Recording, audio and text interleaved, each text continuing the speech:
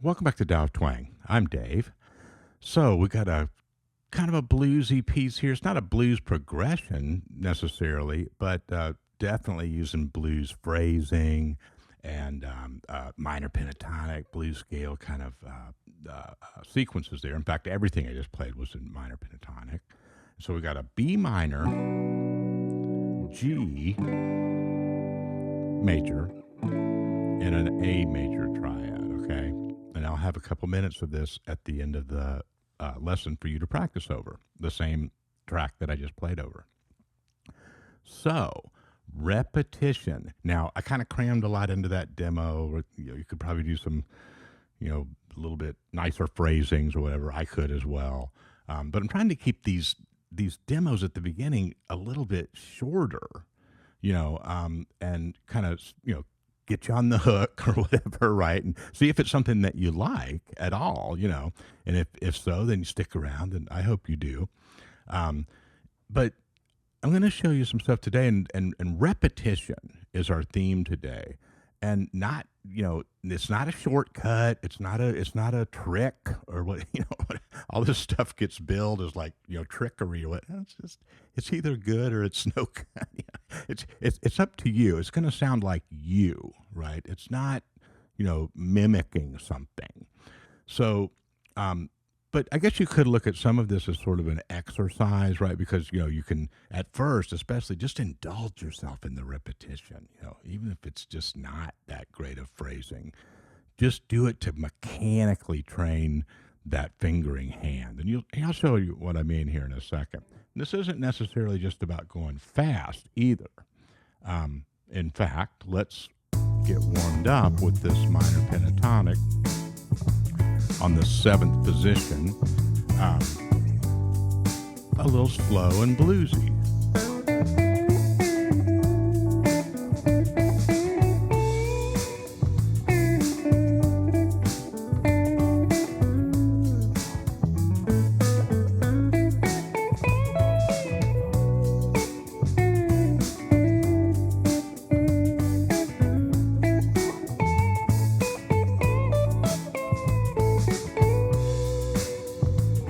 Well, went out of 7th position, didn't I? Pretty quick.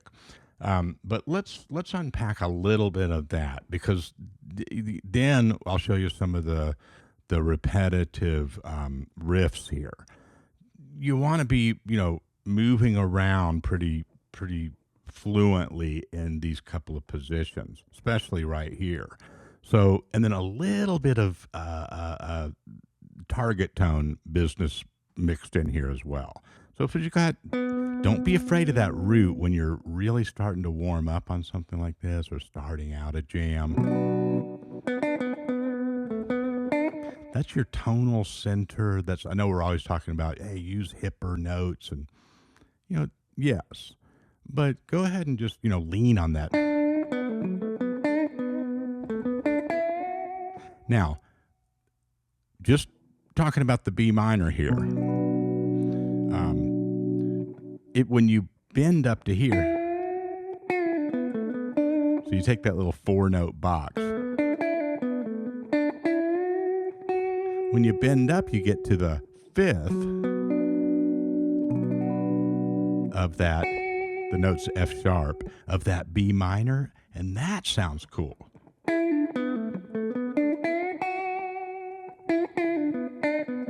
So just things that kind of go back and forth and fill in between that root and 5th is good chemistry. It's just a good little map and a good kind of thing to be aware of when you're playing with these kinds of scales, minor pentatonic and blues scales. And when you go up from there, when you bend that one, you reach another root, right? So then you got a nice little system there.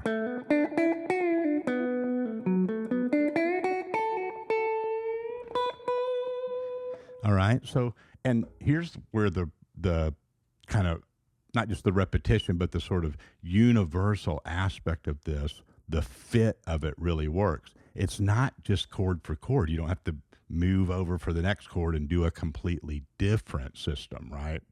Here's what I mean. You start poking around. Start with this root and fifth of the B minor.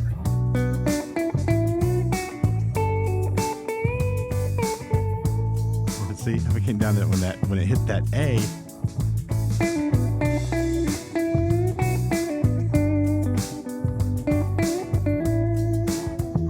Now, see when I'm getting to that A and I'm landing on that E, it's the fifth of the A.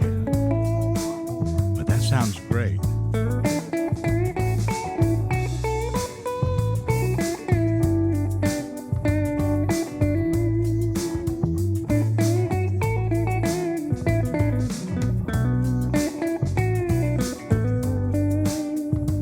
Okay, now let's have some fun. So that's kind of a warm up, I guess we could go up.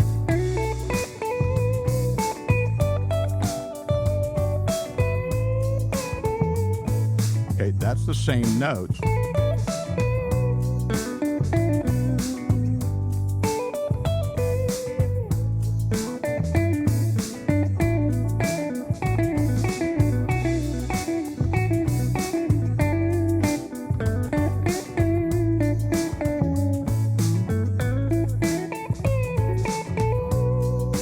All right, now,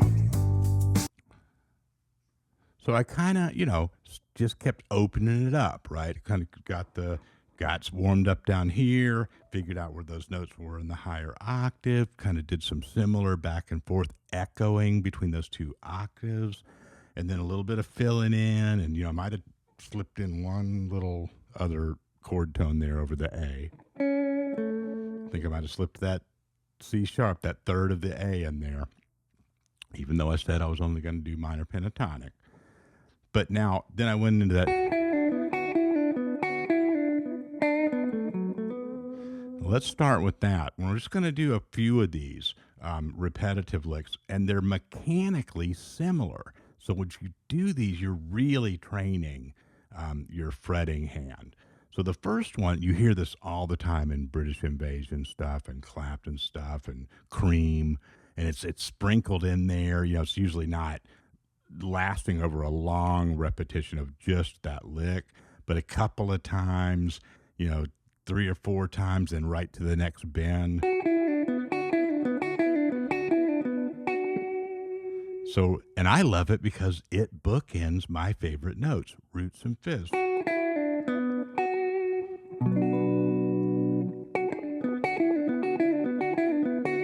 But when you go to these other chords, it imposes other chord tones over it too, which are also cool. Like we just mentioned about the A and the note E and so forth.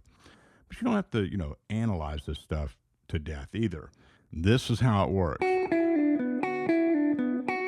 So I'm starting up there on that F sharp and then pulling off.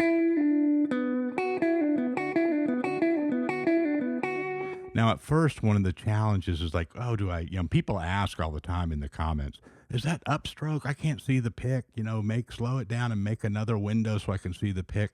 I'm not trying to make fun of that, but don't get seriously hung up on that pick stuff unless you're really trying to play like super fast stuff where it matters, where you have to be 100% efficient. Just work it out. Slow it down and do what feels right in your picking hand. I'll even do a little hook,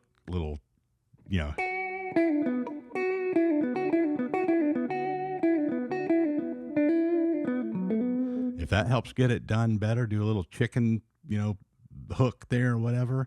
I'll do that just because I'm lazy. And if I reach the point where my picking's not, holding up at a certain speed, I'll just move over and do whatever I got to do to get it done. So that's a very unscientific, kind of advice there, I know. But trust yourself, man. It'll work out. Now, basically, we're just going to add a couple other positions and note sequences to that same kind of mechanical movement. Then we'll get you to the practice loop. So there's one. So move right on up here.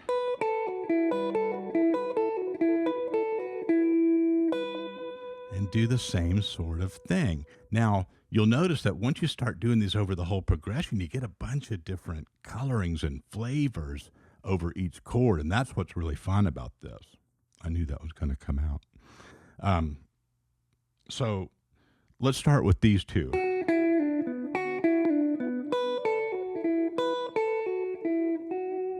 And just see what happens.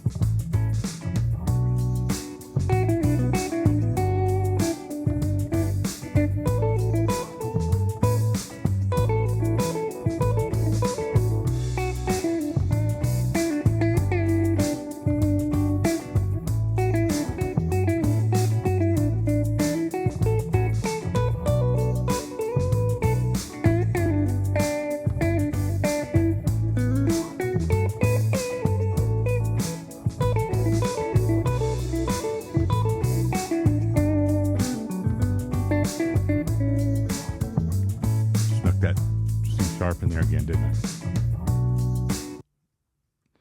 Okay, so there I tried to put it in context too, right?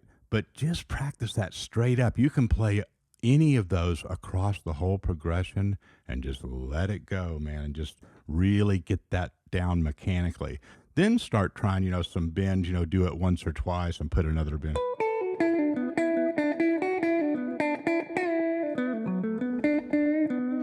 This is really experimental, fun stuff, right? Don't get hung up on every little, pluck of the pick and all of that on this. And go at, a speed that makes sense for you. And here's one more.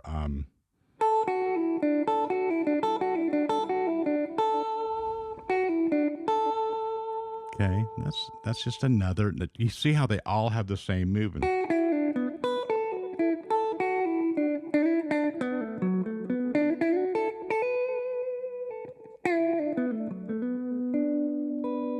And don't remember to just come back to home base. Do some of those repetitive moves, and just come down and do a slow, blues lick and let it hang, and then leave a little space.